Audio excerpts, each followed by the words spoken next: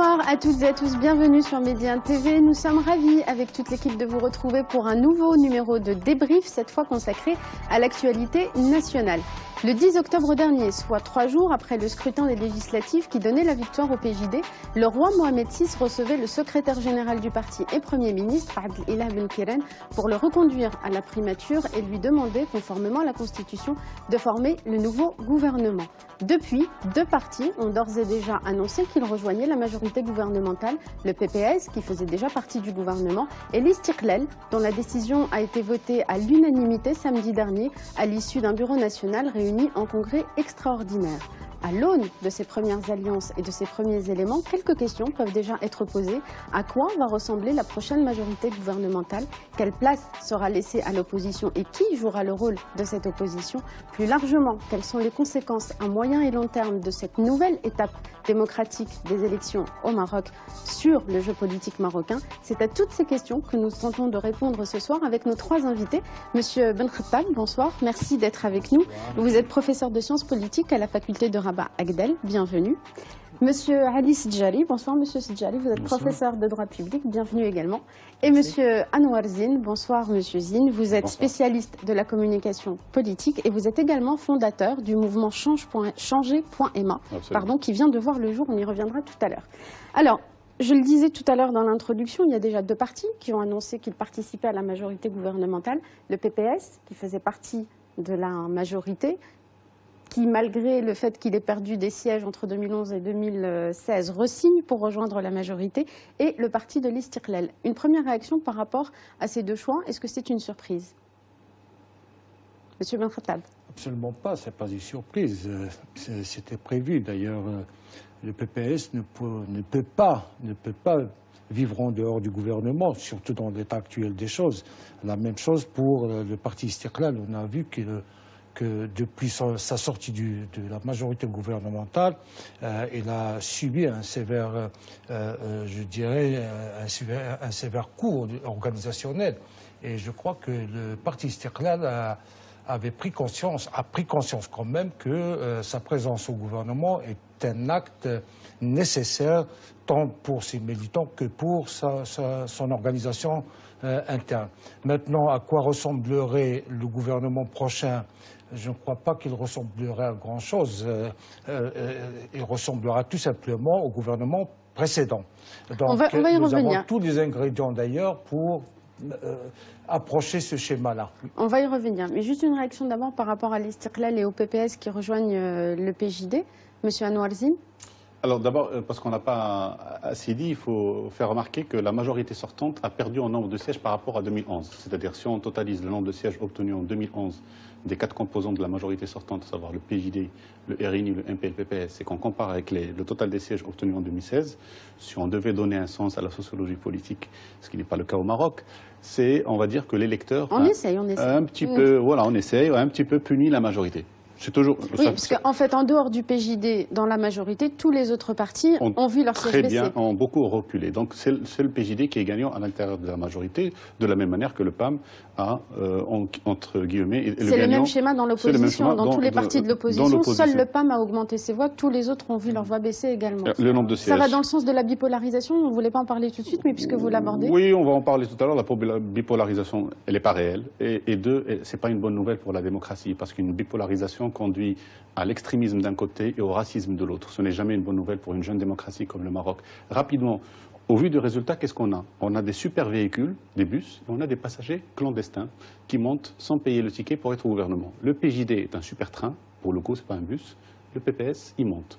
L'Istiqlal est un bus correct avec son score. Et bien l'USFP, c'est le passager clandestin.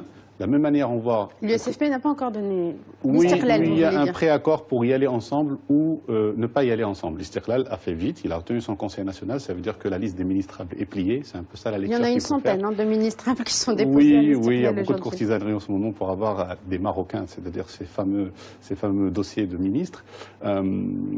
C'est normal dans un parti qui veut rentrer au gouvernement. Donc dans les passagers clandestins, vous retrouvez l'UC avec le RNI, puis le MP qui reste un joker un petit peu à l'écart en attendant de voir la composition gouvernementale. Le RNI et l'Union constitutionnelle qui, rappelons-le, ont décidé de former d'ores et déjà un même groupe parlementaire qui sera soit dans la majorité, soit dans l'opposition. Absolument. On le saura bientôt.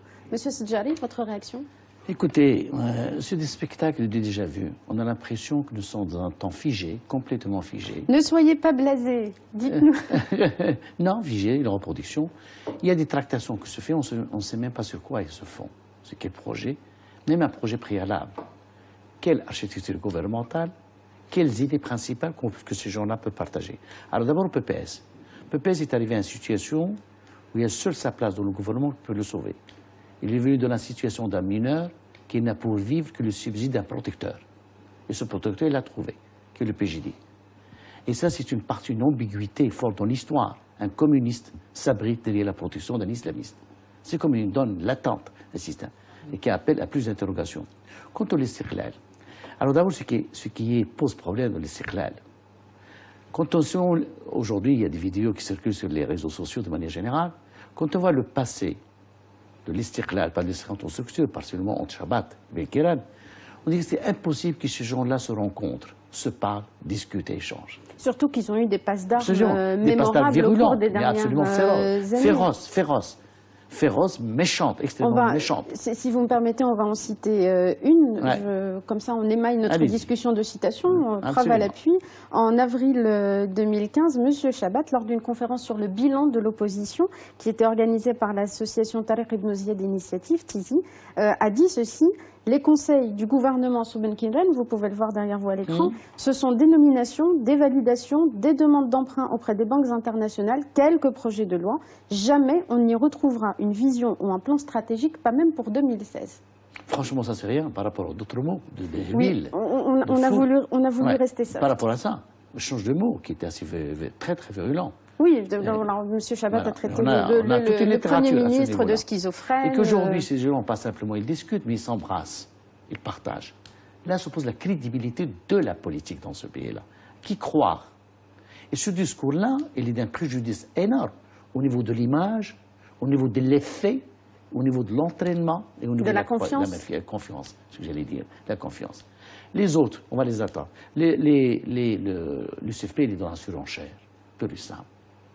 Lui aussi, sa survie dépend de la manière dont le gouvernement va rentrer. S'il ne rentre pas, c'est fini, c'est cuit.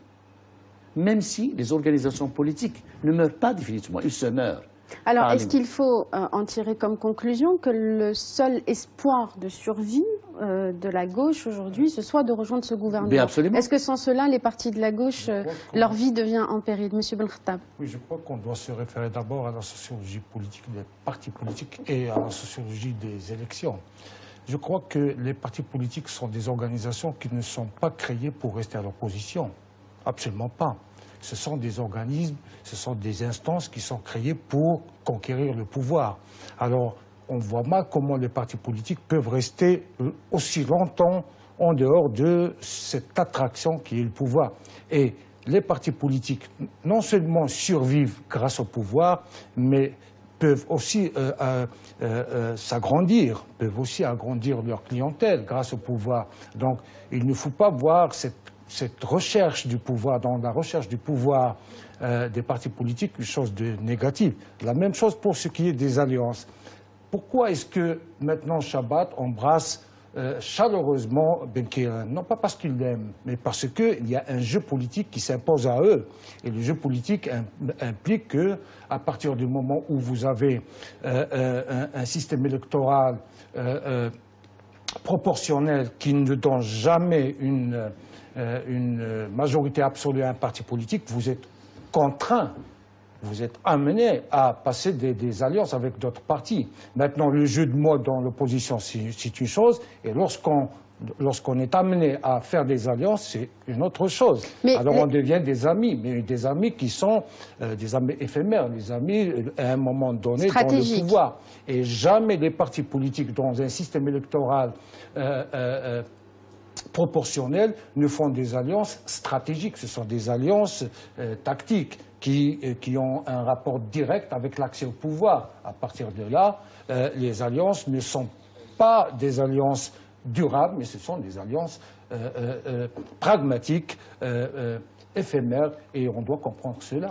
Ce n'est pas quelque chose de négatif. Alors, les alliances sont naturelles, vous le dites très bien, dans un système proportionnel. Absolument. Mais est-ce que, pour autant, ces alliances doivent faire fi de l'idéologique? Est-ce que le pragmatique doit prendre le pas sur la fracture idéologique? C'est un problème de programme. Là aussi, on doit se référer à la sociologie politique. Les partis politiques, on ne doit pas croire que les partis politiques sont des instances qui fabriquent des idées. Absolument pas. Ce sont des instances d'abord qui fabriquent des relations, qui fabriquent quelque chose de palpable pour la clientèle. M. Sidjali ne semble pas d'accord. Les programmes viennent après, hein. Non. Surtout pas. La politique, c'est pas un jeu.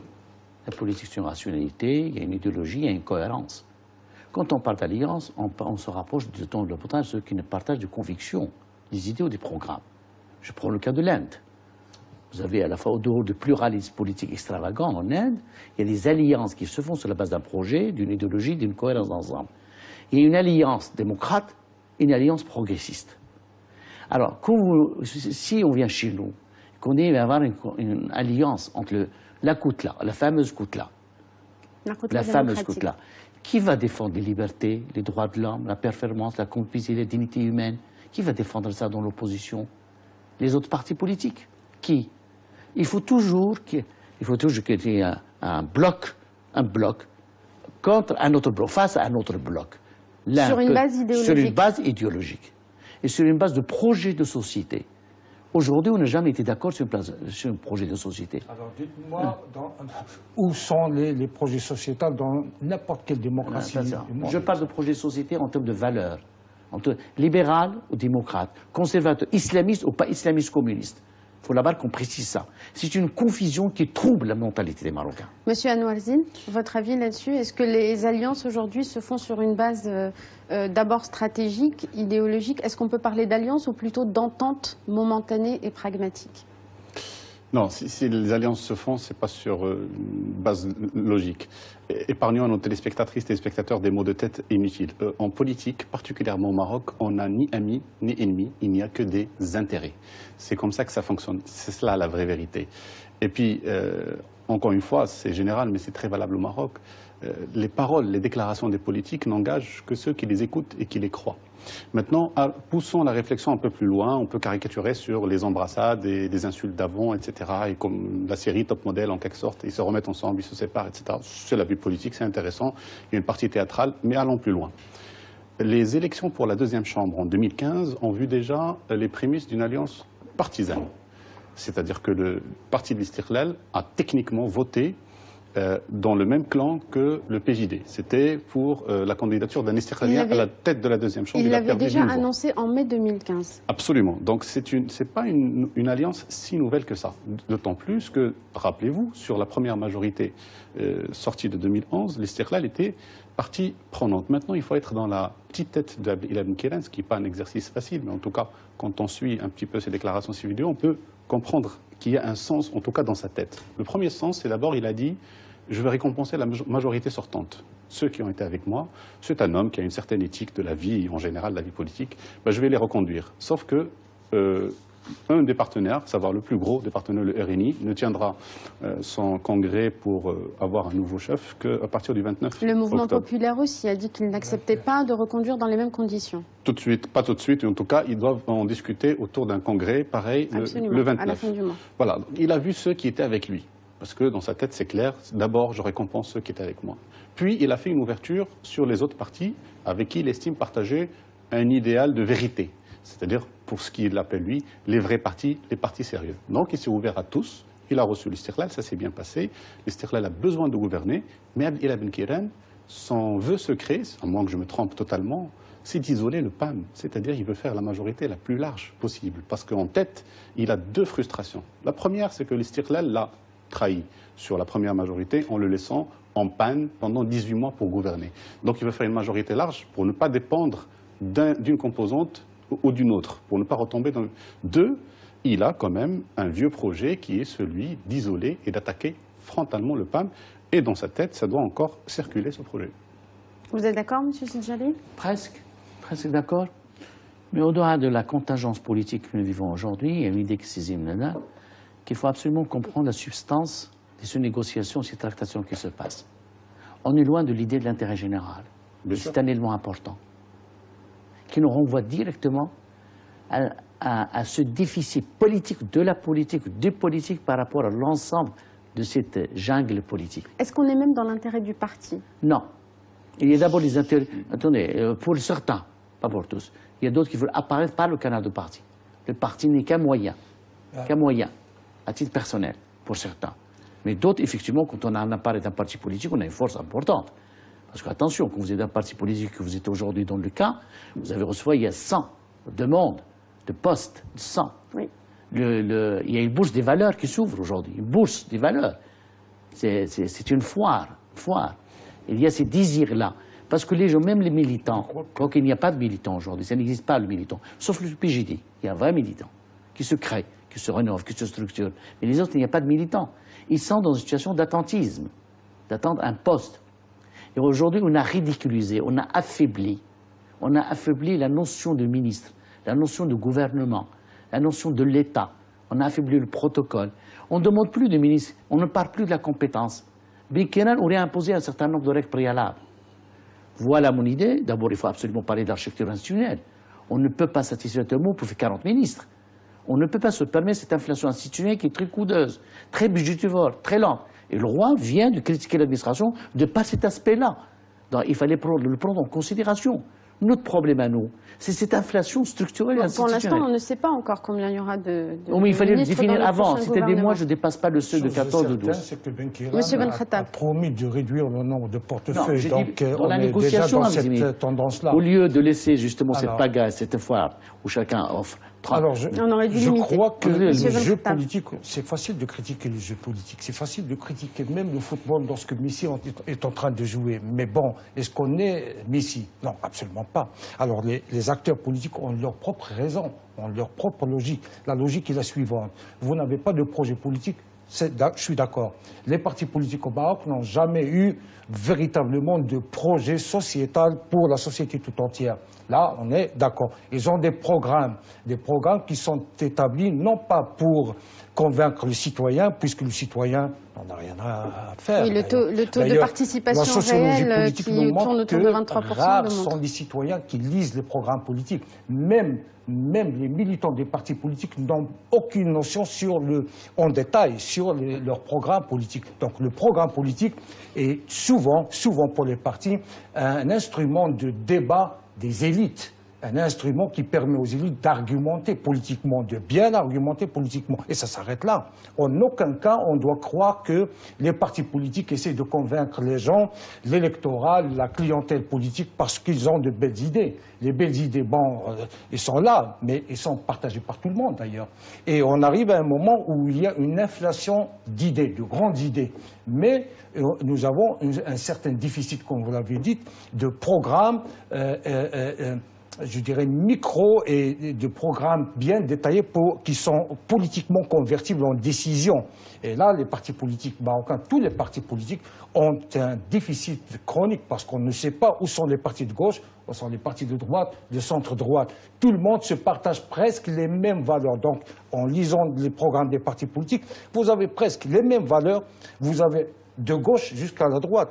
Les mêmes chiffres avancés, c'est-à-dire réduire le taux de chômage moins de 8%, tout le monde le dit, réduire le déficit budgétaire à moins de 3%, tout le monde le dit, réduire l'inflation à moins de 2% pour l'année à venir, tout le monde le dit, consacrer 1% du PIB pour la recherche scientifique, tout le monde le dit, et enfin, où sont les programmes? On n'a pas de programme là-dessus. On a des entreprises politiques qui essaient de conquérir le pouvoir et qui essaient de calculer selon chemin faisant pour arriver à ce pouvoir. Monsieur Anoualzine.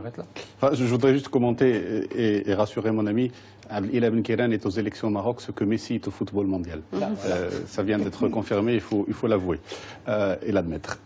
Maintenant, comme je disais tout à l'heure, il n'y a pas d'amis, il n'y a pas d'ennemis, il n'y a que des intérêts. Ces élections, vous avez évoqué le taux de participation. Ces instances qui viennent d'être élues ont été élues avec la participation d'un Marocain sur 4 en âge de voter. En participation réelle. En participation réelle, autour de 24%. d'un Marocain sur 4 en âge de voter. C'est un vrai problème. 2.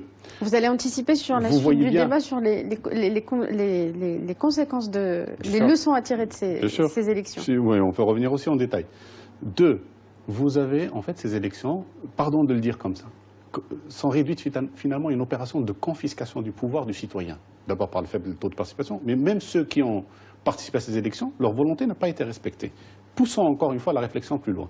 Le parti de l'Istiqlal a fait campagne pendant un certain temps en étant contre le PJD, soit. Il vient d'annoncer une alliance avec le PJD pour former le gouvernement. Pardonnez-moi, mais je n'ai pas vu de manifestation d'électeurs de l'Istiqlal devant le siège de l'Istiqlal en train de dire « nous avons voté pour vous parce que vous êtes contre le PJD et maintenant vous nous avez trahis ». L'USFP a fait campagne sévère, violente par les termes et par les mots. C'est parti très loin. On a menacé que ça serait la Syrie si le PJD est premier. Et on est en train d'apercevoir l'appétit qui est en train de grossir pour entrer au gouvernement. Pardon encore une fois, mais je n'ai pas vu les électeurs, c'est-à-dire les citoyens, en train de manifester devant le siège de l'USFP pour dire... L'USFP, encore une fois, je me permets juste de... n'a pas encore confirmé officiellement. Il n'a pas confirmé, mais d'ores et déjà, alors que le 20 septembre, M. El-Shgar avait déclaré « nous nous sentons proches du PAM », il a déclaré à l'issue de sa réunion avec M. Ben Keren, il a dit que son parti facilitera la mission du chef du gouvernement pour former une majorité et qu'il ne fera pas de sabotage à ce niveau. Ça, c'était juste après les élections. Les mots ont un sens, il faut les entendre pour ce qu'ils sont. C'est une quasi-acceptation, voire une demande appuyée pour nous prendre avec vous, s'il vous plaît. Il y a des sources autorisées qui parlent d'une alliance, d'une entente déjà entre l'USFP et l'Istiqlal avant les élections pour y aller ensemble. Ou ne pas y aller ensemble. Je termine, pardon, rapidement. Je vous donne la parole juste après, M. Sidjali. Je n'ai pas vu de manifestation d'électeurs en face du siège de l'USFP en train de dire « vous nous avez trahis, nous avons voté pour vous parce que vous étiez contre le PJD et là vous allez gouverner avec le PJD ». On ne la verra pas. Oui, on ne la verra pas. Pourquoi? Merci. Parce que nous n'avons pas d'électeurs, pardon d'être sévères et durs. Nous avons une clientèle électorale. C'est-à-dire que ce qui a été demandé aux candidats a été fait d'une façon ou d'une autre. Il y a un vote par intérêt. Je ne rentre pas dans le détail de l'intérêt. Donc il n'y a plus de reddition des comptes. Donc les élus n'ont plus de comptes à rendre aux citoyens. Et c'est là où ça devient dangereux pour la démocratie. J'en arrête là. Monsieur Sidjali, je vous donne 2 minutes avant qu'on fasse une pause. Bien, nous n'avons pas de culture générale, nous n'avons pas d'idéologie, nous avons un projet de société et nous avons une crise de la politique, de manière générale au Maroc, à travers ce qui est déjà vu. Il semble que le temps est figé et que le temps social, que le temps économique est différent du temps politique. C'est complètement différent. On n'a pas réussi depuis l'indépendance, que ce soit par le canal de la gauche, ou par le canal aujourd'hui de la nouvelle droite et ses ramifications. C'est un contradictoire. On n'a pas réussi à enraciner, à cultiver, à féconder une culture politique. Ce qui explique d'ailleurs les 43%. Et encore, on ne sait pas exactement bulletin nul, bulletin blanc. Les 43% des inscrits, mais sur l'ensemble de la population en âge de voter, c'est 24. À peine 6 millions d'électeurs. Et le premier parti a eu 1 million. Où sont les autres Marocains? Où ils sont partis? C'est une crise très grave. Parce que nous ne sommes pas simplement dans une période de désenchantement, mais carrément d'enterrement de la politique, au sens de l'action et du mouvement. Au sens de l'action et du mouvement. La politique vole très bas, mais elle n'atterrit jamais au Maroc. Et ça, c'est un danger mortel pour l'avenir de Mayotte. Et en plus, ce qui est grave aujourd'hui, et les scénarios ne font que se répéter, comme sur une pièce théâtrale. C'est à se répéter, on est là pour la compétition de 5 ans. On ne pense pas le Maroc de demain. On ne pense pas le Maroc de l'urgence. On est dans la dictature de politique banale, stérile et à la fois stagnante, complètement stagnante. Alors, sur ces propos très pessimistes, oh non, c'est pas pessimiste, pas du tout. On va faire une petite pause. Ça. Vous allez préciser tout à l'heure, on va continuer la réalité extrême donne lieu à du pessimisme. On va y la revenir. Réalité extrême, c'est une analyse thérapeutique. On va y revenir dans un instant. Je vous propose une courte pause. Restez sur Média, on se retrouve tout de suite après. De retour sur le plateau du débrief avec nos invités, on continue la discussion sur les leçons des dernières échéances électorales. Juste avant de nous quitter, on parlait de la participation. Monsieur Ben Khattab, vous souhaitiez rajouter un mot? Je rebondir sur ce point-là. Justement, lorsqu'on parle de la participation politique, arrêtons de dramatiser les choses. En fin de compte, dans une démocratie qui est stable, dans toutes les démocraties qui sont stables, le taux de participation n'est pas phénoménal. Il ne dépasse pas les 50%. Lorsque on dépasse 50% dans les démocraties classiques, c'est qu'il y a une crise, c'est qu'il y a une polarisation politique, c'est qu'il y a une mobilisation globale de la société. Généralement, généralement dans les élections routinières, donc lorsque les élections font partie de la routine, le taux de participation ne dépasse pas les 50%. Alors maintenant, lorsqu'on dit que le taux de participation au Maroc est catastrophique, je ne crois pas qu'il est catastrophique. Surtout que les élections au Maroc sont des élections qui se déroulent dans leur temps et qui sont devenues en quelque sorte routinières. Donc le taux de participation en soi n'est ni un indicateur d'une crise politique, ni un indicateur d'une crise de la démocratie au Maroc. Donc ce n'est pas cela du tout. Vous souhaitez réagir? Moi, je vous souhaite bien réagir. Il ne faut pas confondre participation et démocratie. Vote et démocratie. Ni l'un ni l'autre. Ça n'a rien à voir. Le vote peut donner lieu à une non-démocratie. Comme il peut donner lieu, c'est le cas d'espèce, à une majorité négative. Comme ça a été par l'expérience précédente. Ça ne veut rien dire. Et le vote en lui-même, avec 6 millions d'habitants, vous ne pouvez pas traduire à la fois les sentiments, les rêves, la politique d'un idéal. Hegel disait, le grand Hegel disait, la démocratie est appréhendée comme un régime. Il n'est pas traité comme un mode de gouvernement ou de gouvernance. Si le problème est là, le problème qui se pose aujourd'hui au Maroc, nous ne parlons pas de la démocratie. On parle d'un processus de démocratisation qui nécessite, comme disait Pierre Rosanvallon, un grand politique français, un bon gouvernement. Et c'est quoi un bon gouvernement? Deux choses. C'est celui capable de répondre positivement aux attentes de la population. Et celui qui est en train de dessiner les chemins de l'espérance d'un avenir maîtrisé. C'est ça un bon gouvernement. Et un bon gouvernement, c'est celui capable de prendre de bonnes décisions au moment où il le faut et autant qu'il le faut. Le Maroc, nous avons besoin de ça. Arrêtons de faire de la démocratie simplement un fétiche que ne peut pas atteindre dans les cas actuels. Parce que les partis politiques ne sont pas démocrates. Ce qu'on leur demande d'être efficace au moment pour préparer l'avenir et changer l'image de marque, assurer la mobilisation. Le travail de la politique, des partis politiques, c'est la mobilisation. Laquelle mobilisation doit entraîner un effet d'adhésion de la population. D'adhésion, on a besoin de croire au gouvernement, au projet. Sans mobilisation, sans adhésion, vous ne pouvez pas réussir. Et c'est ça la vraie démocratie. Monsieur Zine? Oui, je partage plus ou moins ce qui vient d'être dit. Les partis politiques n'arrivent plus à mobiliser. Peut-être que sur un plan de chiffres, oui, finalement, 43% de ceux qui sont inscrits sur la liste électorale, c'est une nuance, hein. Il y a le bulletin blanc, etc. Oui, c'est pas mal. Je rejoins, je comprends tout à fait votre idée par rapport à la stabilité. Oui, c'est une démocratie en devenir. On doit s'en réjouir. Il faut être positif. C'est bizarre, oui, parce qu'on est démocrate, on est Il faut être précis en sciences politiques. Arrêtons. Là, vous faites de la philosophie politique. On laisse monsieur Zine terminer. Mais la vérité, c'est que la principale demande des citoyens, c'est la lutte contre le façade, contre la corruption. D'ailleurs, le parti qu'il a utilisé, c'est pas pour rien qu'il a fini premier, parce qu'il a trouvé la bonne priorité. Et en plus, il en a la crédibilité, la capacité d'implémentation. Il n'y est pas arrivé en 5 ans, l'électeur lui donne 5 ans pour y arriver. C'est plus la santé, l'éducation, il rêve même plus de ça. C'est la lutte contre le façade, contre la corruption. Mais pourquoi? Parce que pour lui... malgré un échec en la matière, le gouvernement, enfin le parti a été reconduit, alors que l'instance, par exemple, de la corruption, ils ont refusé d'élargir ses prérogatives. Donc comment, sur un projet qui a mobilisé en 2011, qui n'a pas su être effectivement mis en place, on regagne la confiance des électeurs en 2016? J'invite les téléspectateurs à revoir la même campagne du PJD de 2011 et 2016. S'il n'y a pas des phénomènes indicateurs de temps, vous pouvez confondre les meetings. Le PJD, le Ben Kéran a refait campagne sur le même thème. C'est un coup de poker. Ça a marché encore. C'est excellent, il faut applaudir. J'y arrive. Il y a une méfiance énorme à l'égard du personnel politique et des élus. Il y a une perte de confiance. Il y a un discrédit. Vous savez, les élus sont aussi bien aimés que les banquiers au Maroc. C'est pas du pessimisme, c'est la réalité. C'est la réalité. Ah, voilà. Les banquiers sont nécessaires à une économie, mais ils ne sont pas aimés. Pareil. Les élus sont nécessaires à une démocratie ou à un fonctionnement démocratique, mais ils ne sont pas aimés. Donc il y a un grand fossé qui est en train de se creuser, ça, on ne peut pas le nier. Par contre, là où je peux rejoindre ce qui a été dit, c'est que sur l'ensemble de la participation, il faut qu'on s'améliore, il faut qu'on change. Pourquoi? Parce que les partis politiques parlent aux citoyens pendant 13 jours, en disant votez pour nous. Et les citoyens écoutent les partis politiques pendant 13 jours. Mais en dehors de ces 13 jours, tous les 5 ans, tous les 6 ans, on ne se parle plus. Qui est ce maire de ville ou de grande ville ou d'arrondissement qui revient consulter ses citoyens pour le tracé d'une voie de transport public, pour la création d'un logo de la ville, pour la construction d'une infrastructure comme un théâtre? Pour Personne. communiquer avec eux sur les projets locaux.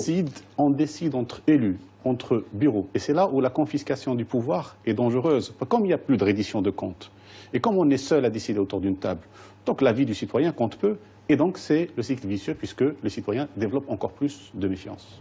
Monsieur Voilà Belkhatam. qu'on parle de la crise de la démocratie représentative. Là-dessus, il a été énormément de choses qui ont été dites. Donc, on ne doit pas, là encore, dramatiser. Donc, c'est vrai. Et Rousseau l'a dit à un moment que le peuple britannique se croyait libre au moment du vote. Absolument pas. Le peuple britannique ne l'est qu'au moment du vote. Ça, il l'a dit il y a 3 ou 4 siècles. Maintenant, ça, on le sait, les citoyens sont consultés le jour du vote, et ça s'arrête là. Mais on a pensé d'autres palliatifs. Il y a maintenant l'ébauche d'une démocratie participative. Donc il y a, et vous êtes en train de travailler là-dessus, n'est-ce pas?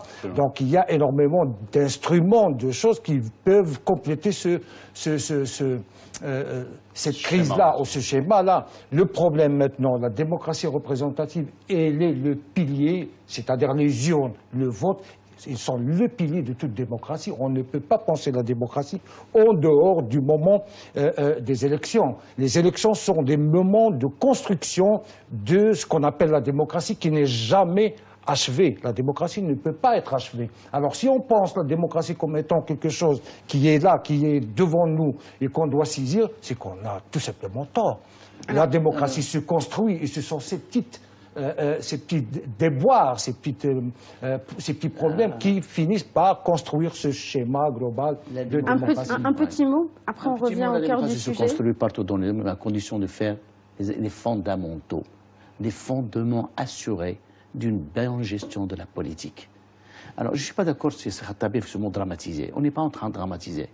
Le gros problème de notre pays et des pays arabes, c'est qu'ils refusent de voir leur vérité en face. Le jour où on apprendra à avoir cette dimension psychologique de taille, je pense qu'on fera un saut qualitatif vers la modernité. On masque nos réalités intérieures, comme on masque nos réalités dans un couple. C'est à peu près le même terrain de pensée. En masque, on ne veut pas nous voir devant le miroir. Il est nécessaire aujourd'hui de développer une rationalité autocritique et critique. Très bien. Voilà. Alors, si on laisse dans le domaine de la théorie, on dira que la démocratie représentative et là, c'est faux. Alors revenons-en aux faits, justement. On parlait tout à l'heure de quelle majorité et quelle opposition. La question, c'est quelle opposition? Qui va rester dans l'opposition aujourd'hui? Et même ces partis qui décident aujourd'hui de rejoindre le PJD sur la question, par exemple, des libertés publiques. On a vu, par exemple, le PPS s'opposer à certaines lois, notamment sur le mariage des mineurs, etc.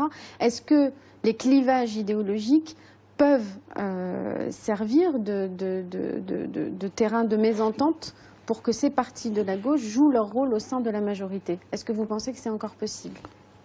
Monsieur Zine. Moi, je pense que l'opposition va continuer d'être jouée par les mêmes acteurs, c'est-à-dire Facebook, les réseaux sociaux et les citoyens. Pas du tout les politiques? Non. Je ne pense pas. Rappelez-vous d'une décision qui avait l'air d'être humiliante, à savoir celle de l'interruption de la voix sur IP.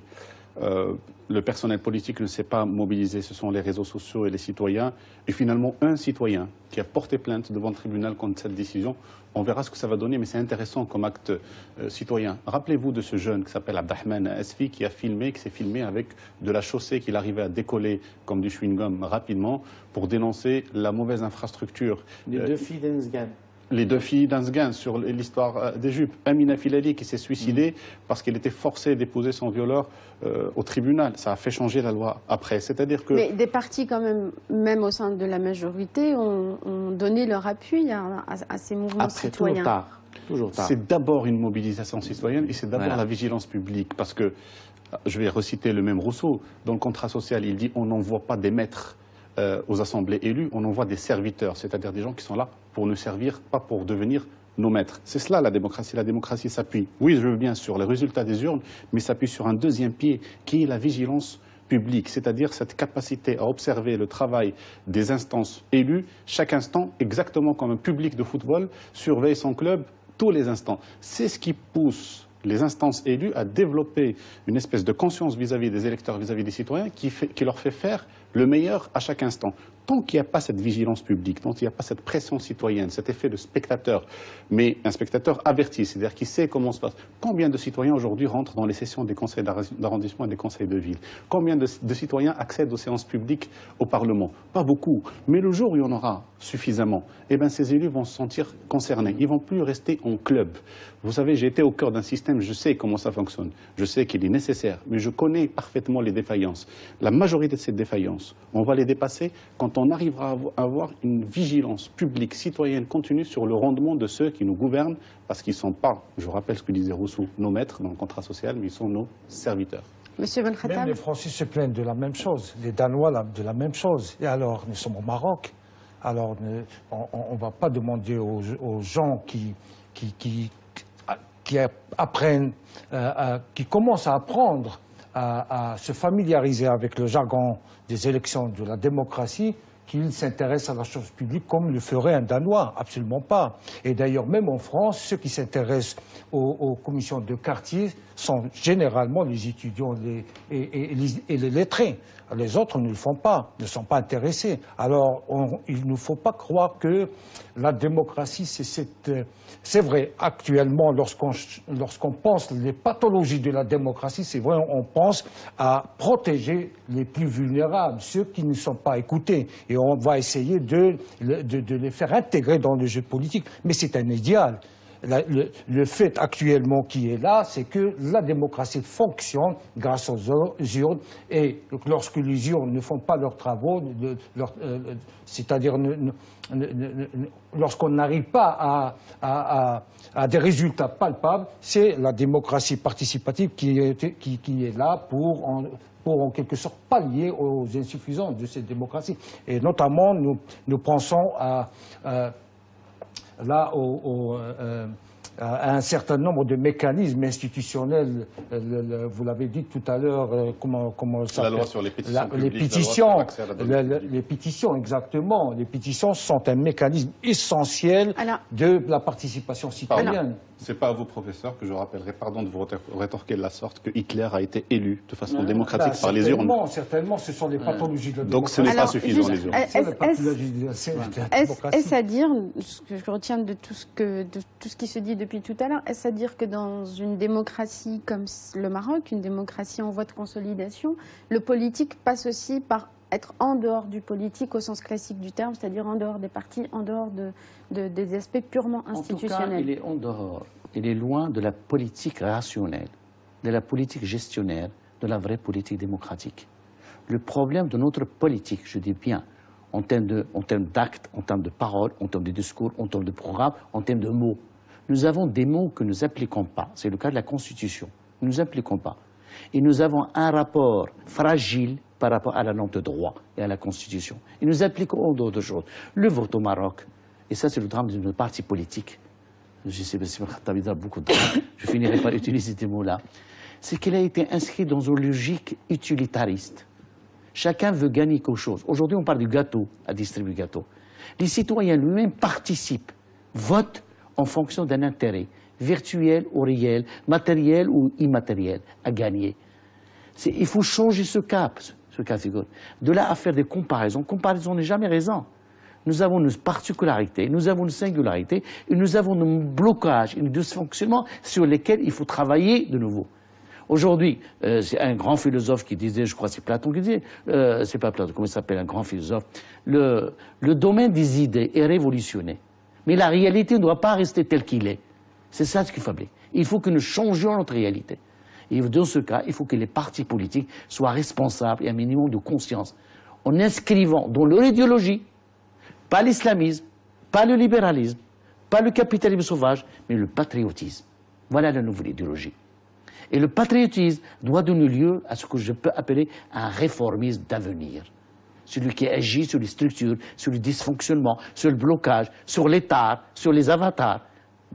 Et nous avons beaucoup. Le roi vient de parler sur la réforme de l'administration, qui est l'un des grands chantiers du Maroc aujourd'hui, sur lequel nous n'avons pas réussi, et qui constitue aujourd'hui l'obstacle majeur. Il a parlé des investissements, il a parlé des banquiers, il a parlé des citoyens marocains, de la souffrance qui souffrent.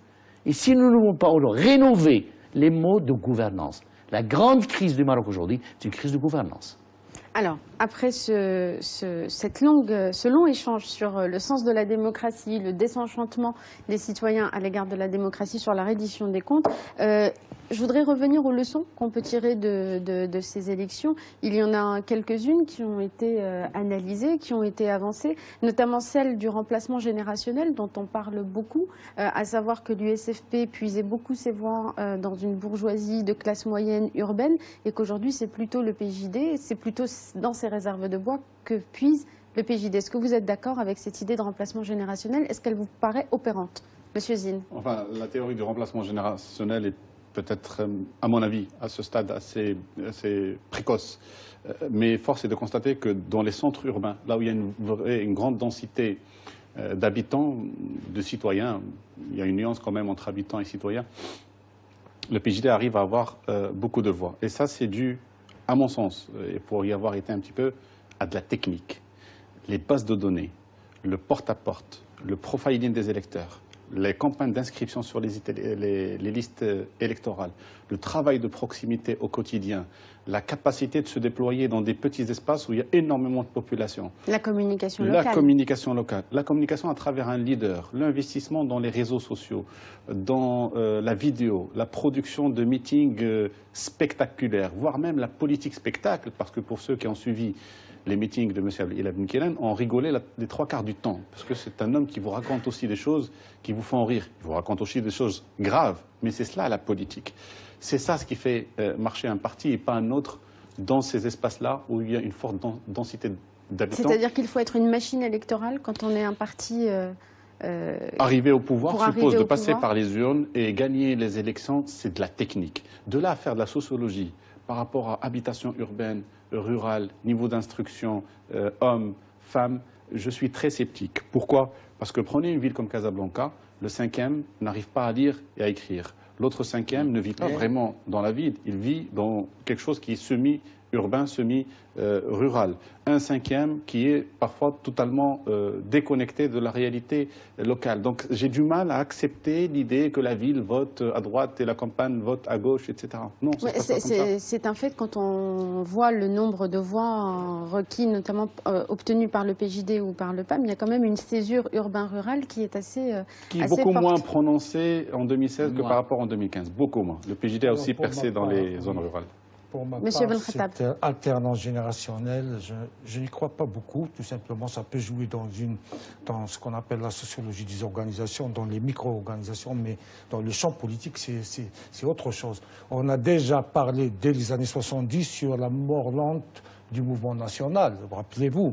Et donc nous sommes devant un processus qui a commencé, ça fait maintenant presque une quarantaine d'années, un processus c'est-à-dire parallèle, qui est celui du renforcement de l'État et de l'affaiblissement des acteurs politiques. Il faut le dire, il faut le reconnaître. Et à un moment donné, nous sommes devant un vide. Nous sommes arrivés à un point où les partis politiques traditionnels ont été tellement affaiblis qu'ils n'arrivent plus à jouer leur rôle traditionnel, c'est-à-dire d'encadrement de la population, de proposition d'idées, d'alternance au pouvoir, etc., etc. Donc, lorsque vous avez le vide, il y a de nouveaux acteurs qui arrivent. Et là, nous sommes devant une polarité politique qui a en quelque sorte bénéficié de ce vide qui a été créé. Notamment, nous avons deux partis qui ont monopolisé en quelque sorte le discours politique de ces derniers temps parce que les autres ont été tellement affaiblis qu'ils n'arrivent plus à parler, à dire grand-chose. Et c'est le PJD et le PAM. Maintenant, le PJD a pu retrouver cette force parce que les autres sont faibles, tout d'abord, et parce que le PJD a aussi une base électorale stable. Ça, il faut le reconnaître. Nous sommes devant un parti de masse. Et les autres sont des partis de cadres, c'est-à-dire qu'ils sont des machines électorales qui fonctionnent occasionnellement lors des élections, alors que le PJD, il est là, il est implanté. Et là, profiter du vide qui a été laissé par les partis traditionnels. Ça, il faut le reconnaître. Alors, vous avez évoqué la polarité, la polarisation du champ politique. On l'a évoqué rapidement tout à l'heure. On a vu que ce soit dans la majorité ou dans l'opposition, un parti a augmenté, en l'occurrence le PJD et le PAM, et que tous les autres ont baissé. Est-ce qu'il y a un manque d'homogénéité aujourd'hui dans l'opposition et dans la majorité? Et est-ce que ce phénomène est amené à s'installer durablement dans le paysage politique marocain? Confusion générale. Confusion générale chez tout l'ensemble des partis politiques. Confusion idéologique, confusion politique, confusion comportementale. On n'arrive même pas à cerner le comportement des uns et des autres, qui changent comme le vent et la tempête et les saisons, au fur et à mesure, en fonction des intérêts, des placements. Mais aujourd'hui, les faits sont là, ce sont quand même deux partis qui ont augmenté, le contrairement aux marocain, en autres. dehors des chiffres et des appuis, méfiez-vous, les chiffres, il faut leur donner l'attente de caractère anthropologique et sociologique, qui sont le seul à nous aider à comprendre ce qui se passe dans l'invisible, dans l'intérêt de la machinerie politique. Ça, c'est important. Nous ne pouvons pas comparer par rapport à la Suède ou à la France, à l'Espagne. Nous sommes loin de ce sujet-là. D'abord, nous traînons derrière nous les séquelles de la société néo-patrimoniale, dans tous les domaines de la vie sociale, économique, culturelle et religieuse, dont nous ne sommes pas du tout libérés. Il fait un travail de culture, de mobilisation, de sensibilisation. Et ça, c'est le système d'éducation et de formation qui doit le faire. Avec, bien entendu, l'appui et l'engagement des partis politiques, s'ils croient. Deuxième chose, la structuration des partis politiques, le champ politique était toujours fermé au Maroc, parce qu'il était rattaché justement à cette concession patrimoniale. D'ailleurs, est rattaché au parti, même l'argent, il y a le chef qui le gère. Le RNI, c'était le chef qui gérait l'argent, rattaché à un chef de parti. Une personnification du parti. Et toujours le zaïm. Et le zaïm, il est irremplaçable jusqu'à la mort. Il n'y a pas de démocratie. Comment voulez-vous que des partis qui fonctionnent comme cela peuvent insuffler l'esprit démocratique? Donnez l'exemple. Deux, ce qu'il nous faut aujourd'hui, on a toujours parlé de renouvellement des élites. C'est un mouvement biologique d'abord, en dehors qu'il soit théorique. Vous avez une société qui évolue, il y a une pyramide d'âge. Et ceux qui sont âgés aujourd'hui ne seront pas, ceux qui sont jeunes aujourd'hui seront après. Il y a un renouvellement automatique. Ce renouvellement est ce que fait par deux choses. D'abord par l'ouverture, la capacité des partis politiques à mobiliser, à encadrer et à former. À former des jeunes compétents, des gens qui réfléchissent, des gens qui préparent l'avenir et à l'intérieur duquel on peut former un ministre de l'Environnement, un ministre de l'Enseignement, un expert de la banque, et de l'investissement. Travail qui n'est pas fait du tout en parti politique. On forme les partis politiques, c'est une formation. Et ensuite, ma chère Hanan, le système d'éducation, c'est lui qui vous donne ce que nous avons aujourd'hui, qui travaille beaucoup plus sur le quantitatif que le qualitatif. Les jeunes d'aujourd'hui, moi je suis étonné que la fille qui a 21 ans, qu'est-ce qu'elle va faire au Parlement? Le système d'éducation n'aide pas à faire émerger une élite solvable, une élite intelligente, une élite efficace, performante, productive, qui pouvait influer sur l'esprit et sur la politique. Et cela, il faut retourner au système d'école, au système d'éducation et de formation. Monsieur Anouarzine, il nous reste 2 minutes sur les moyens justement de répondre à ce désenchantement. Alors on ne va pas dire qu'on est pessimiste, on va dire qu'on est des pessimistes pleins d'espoir. Alors l'espoir, il peut venir d'où? Est-ce qu'il y a des alternatives, on en parlait tout à l'heure, à l'extérieur du champ politique, des structures politiques pour réconcilier le citoyen et la politique? D'abord, la politique est beaucoup plus large que les partis politiques. La politique est un océan, les partis politiques, c'est des petits bateaux dans cet océan-là. Il y a un intérêt manifeste pour la politique qui est exprimé sur tous les supports. Tous les âges, quel que soit le milieu d'origine, quel que soit le niveau d'instruction. Je crois, pardon de le dire comme ça, je comprends bien votre propos, mais j'entends parler de la Suède, des Danois, etc. Les Marocains sont capables de faire leur propre miracle. On n'a rien à envier aux autres démocraties. Absolument. Donc on est capable d'organiser la vie en commun différemment. Comment? Par, je reviens encore sur mon propos, la mobilisation citoyenne, c'est-à-dire devenir citoyen. Citoyen est un métier, est une responsabilité. Je sais, ça prend du temps, ça prend un peu d'effort, ça prend le fait de... Ça va du syndic d'immeuble où vous gérez vos problèmes avec le voisinage, ça peut atteindre jusqu'à la loi qui passe au niveau du Parlement. C'est de l'éveil civique. C'est de l'éveil, c'est de la participation, c'est les actions. Regardez tous les comités de quartier qui sont en train de s'organiser à travers des petits groupes sur Facebook et qui finissent par faire des activités ludiques, sportives, qui finissent par éveiller la conscience des élus, qui commencent à faire un peu plus attention à l'éclairage public de nuit parce qu'on va y faire une petite course. Et voilà, c'est comme ça qu'on amène les institutions élues parce qu'on en a besoin. Je ne dis pas que les partis politiques ne servent à rien, je ne fais pas de complexe là-dessus. Les partis politiques sont utiles, mais ce dont on a besoin le plus, c'est de citoyens agissants, responsables, conscients et qui font suffisamment la pression, cette vigilance nécessaire pour que les institutions qui viennent de la démocratie représentative puissent fonctionner correctement. Ben voilà, on aura quand même fini avec une note d'espoir. Merci beaucoup, messieurs, d'avoir participé à cet échange. Merci à vous, chers téléspectateurs, de nous avoir suivis. Restez sur Midi 1, la suite de nos programmes dans un instant. Et quant à nous, on se retrouve lundi prochain avec toute l'équipe pour un nouveau débrief. Bonne soirée à tous.